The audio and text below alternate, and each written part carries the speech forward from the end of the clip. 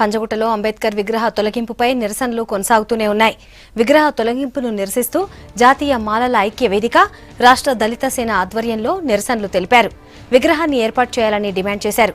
పోలీసులు రంగంలోకి దిగి నేతల్ని అరెస్ట్ చేశారు. ప్రభుత్వం దళితులపై చిన్నచూపు చూస్తోందని, కేవలం ఓట్ల కోసమే దళితుల్ని వాడుకుంటున్నారని నేతలు ఆరోపించారు. శాంతియుతంగా నిరసన తెలుపుతుంటే పోలీసులు కక్షపూరితంగా అరెస్టులు చేస్తున్నారని విమర్శించారు.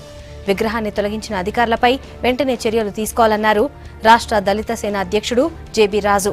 ఈ ఘటనపై సీఎం కేసీఆర్ స్పందించాలన్నారు.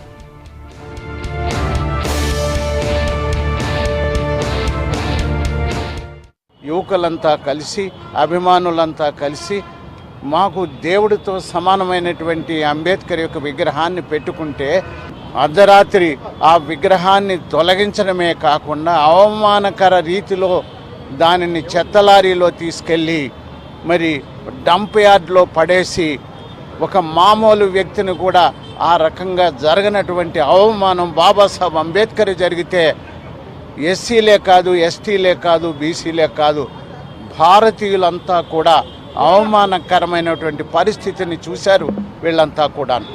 కాబట్టి దానిని మళ్ళా తిరిగి అక్కడ నెలకొల్పాలని మేము అన్ని సంఘాల తరఫున కూడా మేము డిమాండ్ చేస్తున్నాము. అంతేకాకుండా ఇంతవరకు కూడా ముఖ్యమంత్రి గారు ఇంతవరకు స్పందించలేదు. కాబట్టి ముఖ్యమంత్రి గారు స్పందించి దీని మీద చర్య తీసుకుని వెంటనే ఇక్కడ ఏర్పాటు చేయాలని, దీనికి బాధ్యులైన వారి మీద అట్రాసిటీ యాక్ట్ కింద వాళ్ళందరినీ చర్య తీసుకోవాల్సిందిగా వివిధ సంఘాల తరఫున కూడా మేము డిమాండ్ చేస్తున్నాం.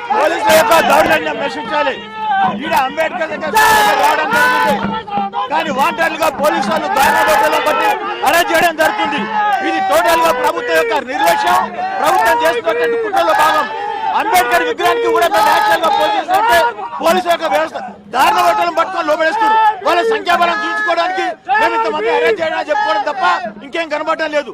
ఇక్కడ యాక్చువల్ గా దళితులకు స్వేచ్ఛ లేదు, అంబేద్కర్ అంటే గౌరవం లేదు, ప్రభుత్వానికి మా యొక్క ఓట్లతోనే తప్ప మా యొక్క లేదు. ఈ యొక్క ప్రభుత్వం ఇదే జరుగుతుంటది.